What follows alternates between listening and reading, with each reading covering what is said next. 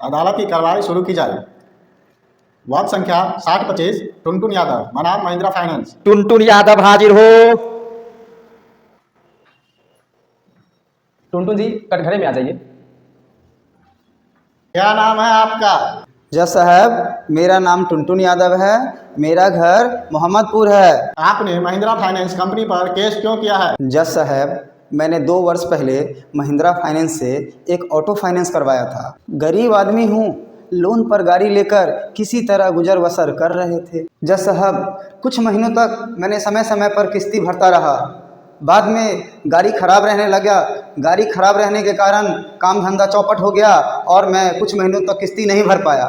बाद में फाइनेंसर वाले मेरी गाड़ी उठाकर ले गए। उसके बाद फाइनेंस कंपनी ने कोलकाता के कोर्ट में मेरे खिलाफ केस कर दिया है। आपने फाइनेंस कंपनी का पैसा नहीं चुकाया, तभी तो फाइनेंस कंपनी आपके खिलाफ केस कर दिया। जज साहब, ये सरकार और फाइनेंस कंपनी जनता को चूतिया बनाती है। ऐसा क्यों बोलते हो? ठीक से बोलो।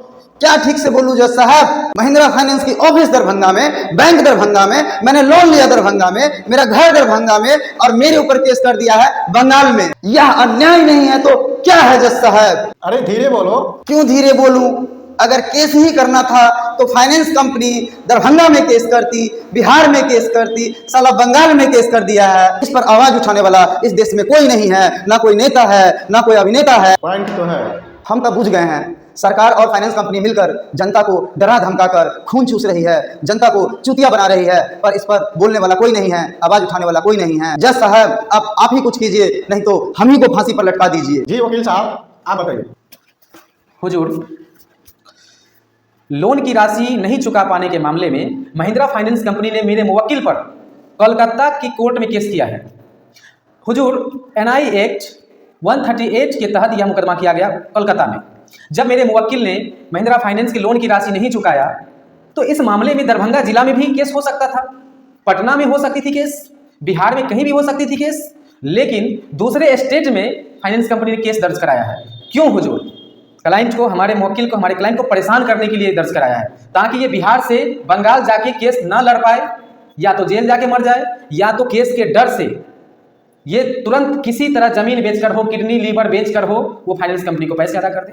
वो जो गरीब है तभी तो लोन लिया, सरकार लोन देती है, दिलवाती है, गरीबी देख करके। नहीं चुका पाया लोन की राशि तो बिहार में मुकदमा कर दिया जाता। सेम सेक्शन में हुजूर, एनआई एक्ट 138 के तहत ही बिहार में मुकदमा चलाया जा सकता था। लेकिन इस मामले पर हुजूर बुरा नहीं मानिएगा, इस मामले में इस देश में कोई भी पॉलिटिकल पार्टी के नेता या वकील साहब या जज साहब कोई कुछ नहीं बोलते, सब चुप्पी साधे हुए हैं। ऐसा लगता है कि फाइनेंस कंपनी के गुलाम हो गए हैं सारे लोग। गरीब जनता आए दिन लोन के दबाव में आत्महत्या करती है। हुजूर अवगत है इस मामले से, अखबारों में छपा करता है। तो इसका निदान कौन करेगा हुजूर? क्या इस देश की पॉलिटिकल पार्टियां करेगी, हुजूर करेंगे, या कौन करेगा? या ऊपर से भगवान आएंगे इसका निदान करने के लिए? तो मेरा आपसे ये दरख्वास्त है हुजूर कि मेरे मुवक्किल पर महिंद्रा फाइनेंस कंपनी द्वारा जो बंगाल में केस दर्ज किया गया है उसको बिहार में ट्रांसफर करा दिया जाए, या आप कोई ऐसा आदेश पारित कर दे हुजूर, जो हाई कोर्ट की पावर को तो सारे लोग जानते हैं कि उनको मानना ही पड़ेगा।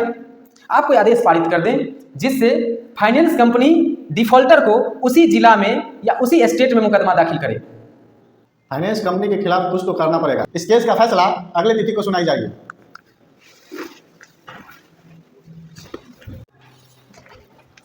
अब क्या होगा वकील साहब? देखिए, न्याय के लिए संघर्ष करना पड़ेगा। संघर्ष के बिना सत्य की भी हार होती है। संघर्ष करेंगे तो न्याय मिलेगी।